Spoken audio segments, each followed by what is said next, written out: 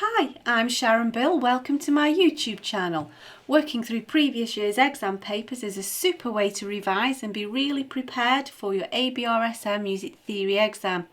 I've worked with you through every single question of every past exam paper in grades 1 to 5 from 2014 right through to 2018 to help you to really get to grips with your knowledge of music theory. In this short video, you'll find links in the cards and in the description box to all 4 videos to work through each question of the Grade 2 Paper C from the 2018 past exam paper. Grade 2 draws upon all of the new information worked through in the Music Theory and Practice workbook, in addition to the information covered in the previous grade.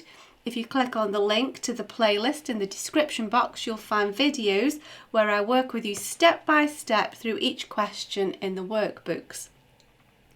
As an additional help, if you go to my website, you can download some free PDF information sheets to help you to accompany each step of this series.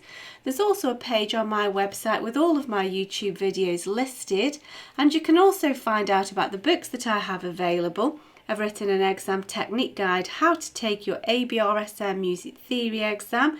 It's full of tips and hints on how to best be prepared for your exam and how to make the best use of your time come exam day.